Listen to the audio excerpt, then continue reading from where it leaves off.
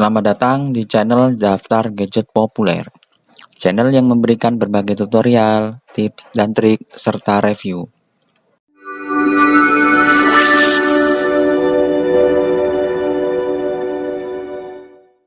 Kehadiran Pocophone di Indonesia langsung menyita perhatian banyak pihak, terutama para vendor smartphone. Pasalnya, anak perusahaan Xiaomi ini adalah satu-satunya yang bisa menawarkan ponsel dengan spesifikasi kelas premium dengan harga menengah. Harga ini bahkan dinilai cukup terjangkau oleh para konsumen yang terbiasa merogoh kocek untuk membeli ponsel di kisaran 5 juta rupiah. Ditambah lagi, jeda waktu perilisannya di Indonesia dengan versi global tidak sampai seminggu, membuatnya semakin nyata sebagai ancaman terhadap kompetitor. Kehadiran Pocophone F1 di pasar Indonesia yang cukup cepat ini membuat tidak sabar untuk mengujinya. Seperti yang sudah Anda ketahui, kami cukup lengkap mengulas berbagai ponsel Xiaomi. Selama ini mereka menawarkan spesifikasi yang menarik dengan harga yang terjangkau. Pakem tersebut tetap dibawa ke Pocophone F1. Pertanyaan yang muncul adalah, apakah memang layak sebuah ponsel dengan jeruan premium dibanderol dengan harga yang lebih murah dibanding ponsel besutan vendor lain? Berikut ulasannya. Pocophone F1 diproyeksikan sebagai ponsel premium dengan harga menengah. Tentunya ada beberapa pengorbanan yang dilakukan demi mewujudkan hal tersebut. Salah satunya adalah desain. Saya mengakui bahwa tampilan Pocophone F1 terlihat mewah untuk sebuah ponsel kelas menengah. Oleh karena itu, jangan membandingkannya dengan produk Samsung, terlepas dari spesifikasi yang ditawarkan. Ponsel ini mengusung layar 6,18 inci dengan rasio layar ke bodi mencapai 82%.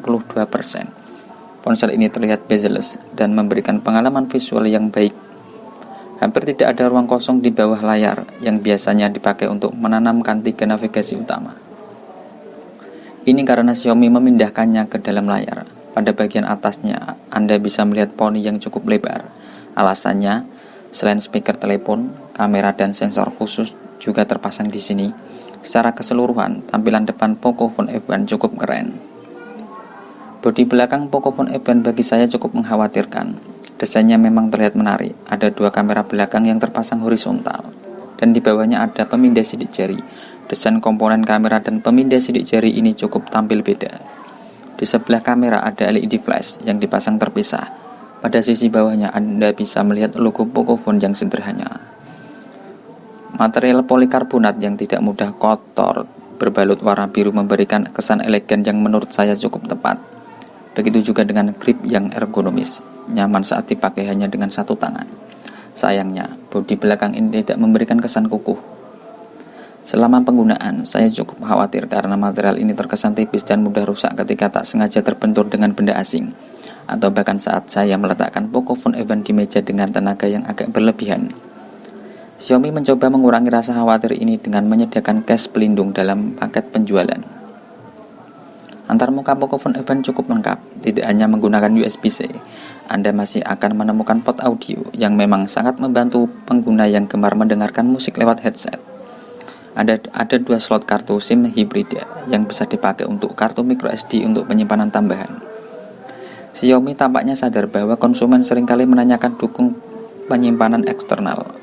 Terlepas dari besarnya kapasitas memori internal yang sudah ditanam, port USB-C berada di antara 12 lubang speaker yang terbagi 2. Sebagai ciptaan Xiaomi, Pocophone F1 ikut mengadopsi MIUI 9. Beberapa perbedaan yang ingin diperlihatkan adalah kustomisasi tambahan, dengan menghapus dan menambahkan beberapa aspek yang dianggap esensial. MIUI 9 for Poco dirancang lebih ringan dan lebih cepat, dan sejauh ini klaim tersebut terbukti lewat kecepatan boot saat ponsel baru menyala.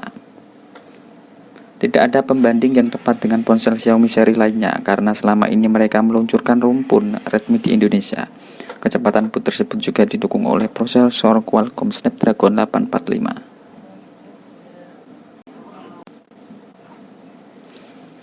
Kembali ke antarmukanya, Pocophone F1 menggunakan MIUI 9.6 berbasis Android 8.1.0 Oreo.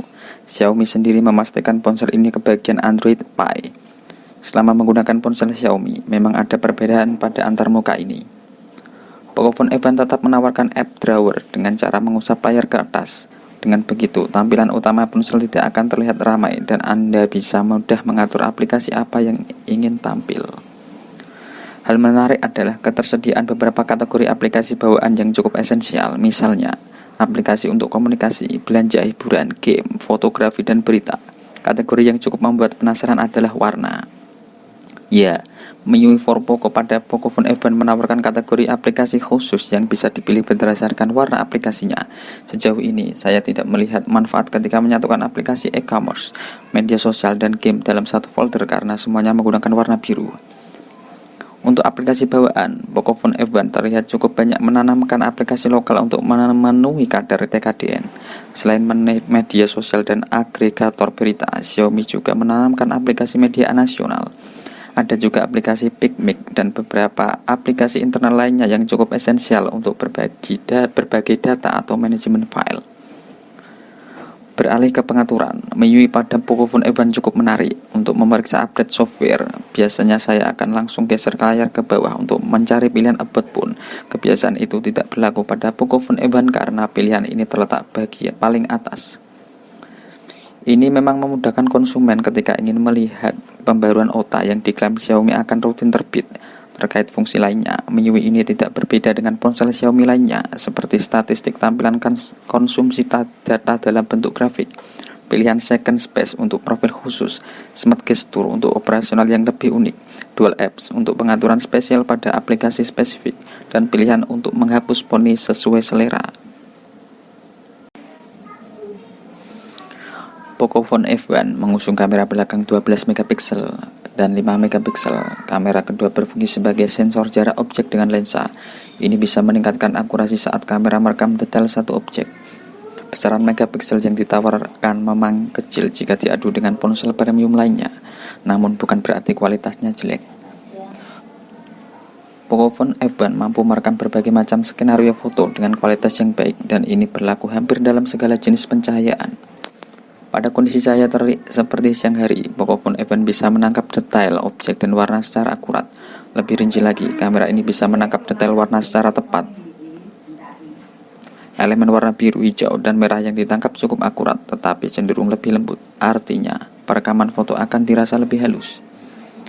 Saat kondisi cahaya mulai berkurang, seperti pada sore hari, kamera ini bisa menangkap elemen biru terbaik yang memberikan kesan ciptaan foto dari ponsel premium.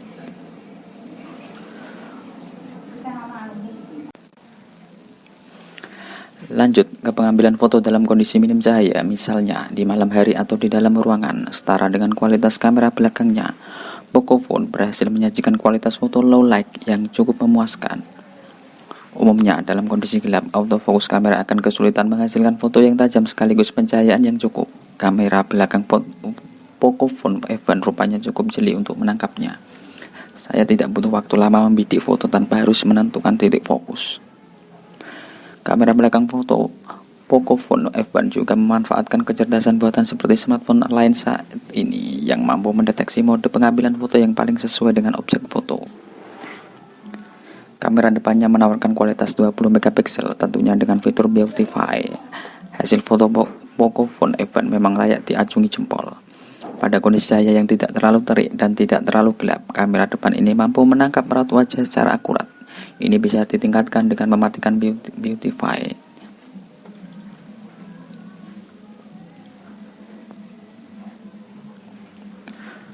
Kemampuan kamera Pocophone F1 memang bagus di sisi lain. Di kemampuan menangkap video, Pocophone F1 menyediakan dua fitur, yakni pengambilan video seperti biasa dan short video ala stories Instagram dengan durasi 1 menit.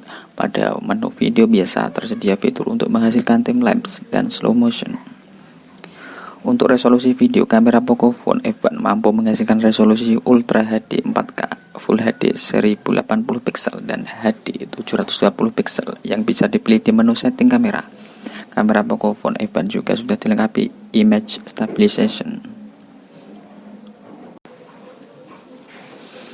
Sebagai ponsel rasa premium, Pocophone F1 mengadopsi prosesor Qualcomm Snapdragon 845.